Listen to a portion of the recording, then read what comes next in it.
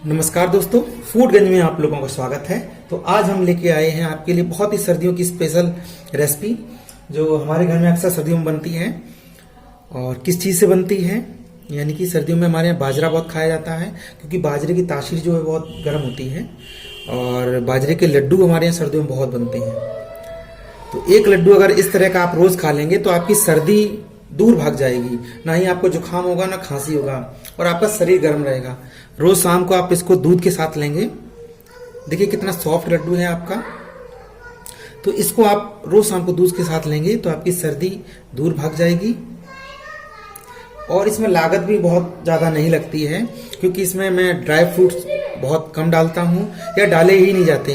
क्योंकि गांव में लोग क्या करते थे, मूंगफली और तिल जो घर में चीज़ें अवेलेबल होती हैं उन्हीं से लड्डू बनाया जाता था ये। तो इसमें मैंने भी वही चीज़ की है, तिल, और इसमें मैंने डाला है यानी कि मूंगफली जो हमारी है वो तिल है और देसी घी। बाकी का ऑप्शनल है आपका, जो आप ड्राई फ्रूट डाल सकते हैं इसमें जो चाहे वो। तो चलिए बनाते हैं हम बाजरे के लड्डू। तो बाजरे के लड्डू बनाने के लिए हमें सबसे पहले तो चाहिए बाजरे का आटा। तो यहाँ मैंने लिया है आधा केजी बाजरा का आटा है। और ध्यान रहे कि बाजरे का आटा जो है वो आपका महीन ना हो, बहुत ज़्यादा महीन ना हो और ज़्यादा दिन का रखा हुआ ना हो। आप ताज़ा आटा ही लें बाजरे का, क्योंकि बाजरे का आटा ज़्यादा दिन आप रखेंगे तो उसमें कड़वाहट आ जाती है।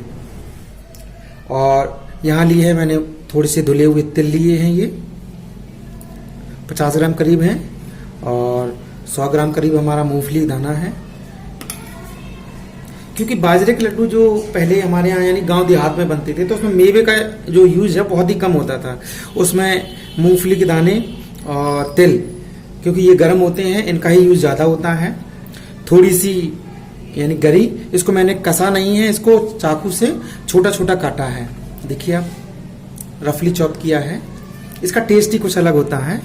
और थोड़ी सी मैंने ली है चिरौंजी, ये ऑप्शनल है चिरौंजी आपकी, लेकिन इसमें यानी मूंगफली और जो आपकी तिल है ये आपका कंपलसरी है। बाकी की आप जो ड्राई फ्रूट्स हैं वो आपके ऊपर है, आप डालना चाहें तो डालें और ना डालना चाहें तो आप ना डालें। और गुड़ लिया है यहाँ मैंने, गुड़ लगभग होगा हमारा यानी कि 300 ग्राम करीब हमारा गुड़ है। तो चलिए चलते हैं, बनाते हैं आगे। तो सबसे पहले हम क्या करेंगे, सबसे पहले हम जो हमारी मूंगफली है उसको हम यानी कि भूनेंगे।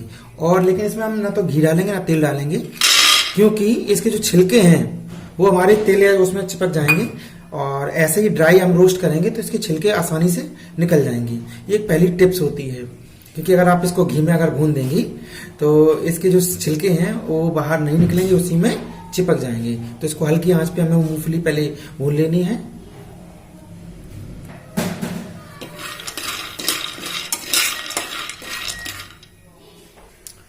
मूंगफली भूनते समय ये ध्यान रखें कि मूंगफली जो है ज़्यादा तेज आंच में ना भूने, नहीं तो आपकी मूंगफली जो है वो जल जाएगी।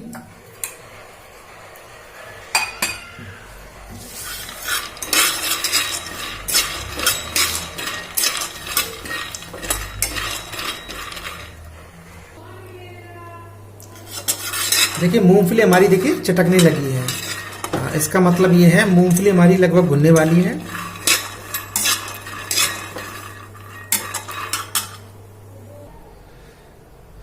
तो मूंगफली हमारी भुन चुकी है और मूंगफली को हम निकाल लेते हैं और इसको ठंडा होने देते हैं। अब हम डाल लेते हैं कढ़ाई में घी।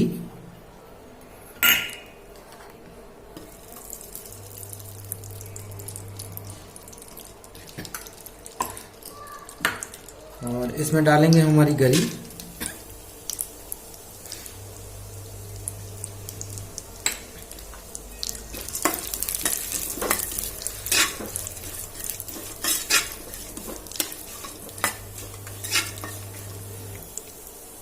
तो गरी हमारी भुन गई है, इसमें डाल देंगे हम हमारी चिरौंजी। और साथ में ही हम डालेंगे इसमें अपने हमारे जो तिल हैं।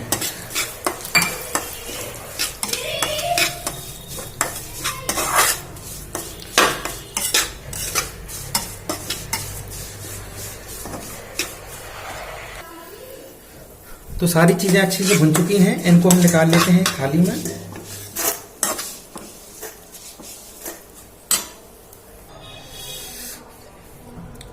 अब उसी कढ़ाई को साफ कर लिया है और इसमें डालेंगे हम हमारा आटा। तो इसको हम बिना घी के ही इसको रोस्ट करेंगे, बहुत हल्की आंच पे।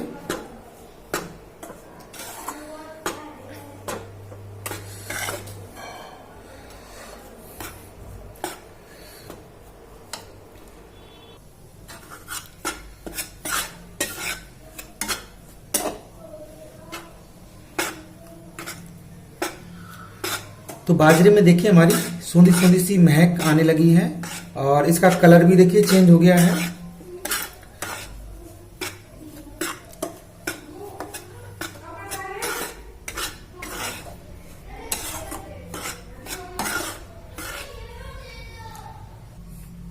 तो आटा हमारा बन चुका है, तो इसको एक हम बड़े बर्तन में निकाल लेते हैं, थाली या परात में।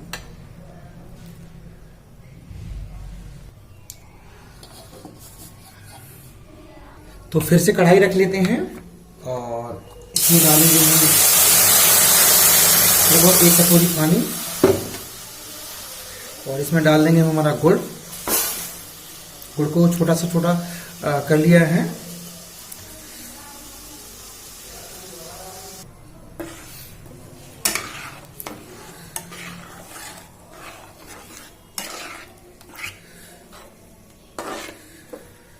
तो जब तक हमारा ये गुड़ पिघलता है तब तक जो हमारी मूंगफली ठंडी हो गई हैं उनके हम छिलके उतार लेते हैं। तो इन्हें अच्छी तरह से हम रगड़ देंगे। इस तरह से आप हथेली में इस तरह से लें और इसको इस तरह से कर देंगे तो छिलका भी अलग हो जाएगा और ये 2 टुकड़ों में आपके अलग अलग हो जाएंगे।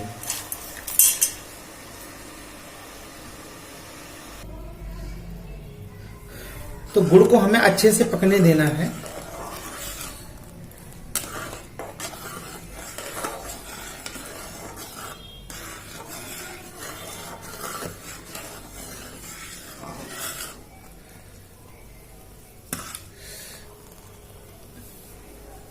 देखिए गुड़ की कंसिस्टेंसी ऐसी होनी चाहिए, यानी कि हमारा ज्यादा ना ही बहुत पतला और ना ही बहुत ज्यादा गाढ़ा नहीं होना चाहिए। चलिए गैस का काम हमारा खत्म हो चुका है, तो गैस को अब कर देते हैं बंद।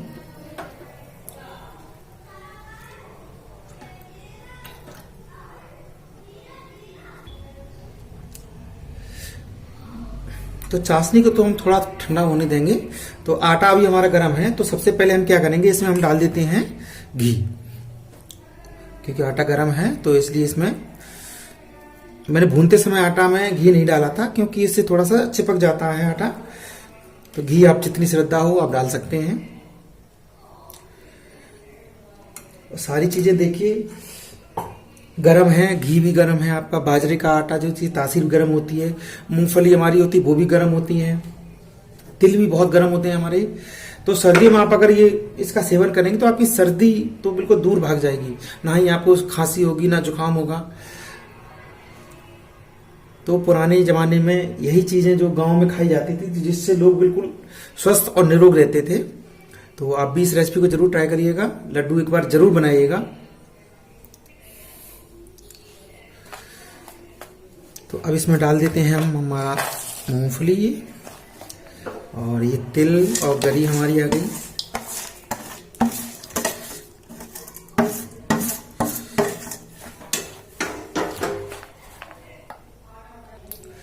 तो अब इसमें हम जो हमारा गुड़ है, हमारी यानी चाशनी जो हमने बनाई है, उसको हम थोड़ा थोड़ा करके डालेंगे।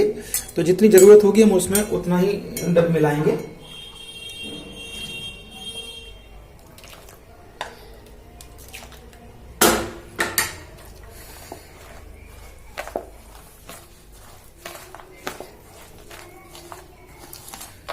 तो धीरे धीरे करके हम मिलाते रहेंगे, जिससे ये जो चाशनी हमारी सोखती रहे आटा।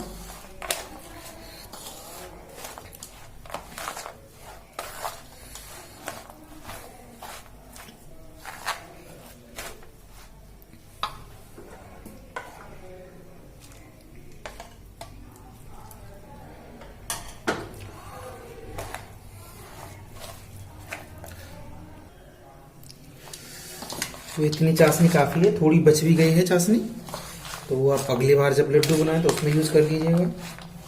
पूरे बना सकते हैं आप। तो अभी गर्म है, अभी अगर हाथ से छूने लायक हो जाए तो आप इसके लड्डू बना सकते हैं।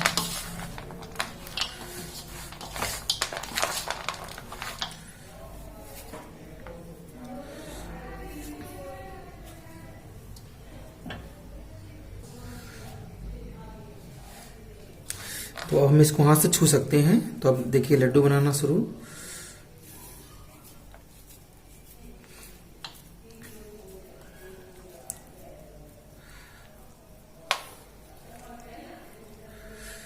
तो लीजिए, हमारा तिल और बाजरे का जो है वो लड्डू तैयार है। और आप इसको रोज शाम को घी के साथ में लीजिए। हमारा यानी कि बाजरे और तिल का लड्डू बिल्कुल तैयार है। और इसको रोज शाम को आप दूध के साथ में लीजिएगा तो आपकी सारी सर्दी भाग जाएगी, ना ही आपको कमजोरी महसूस होगी और ना ही सर्दी लगेगी। तो इसी तरह से हम सारे लड्डू हमारे बना लेंगे।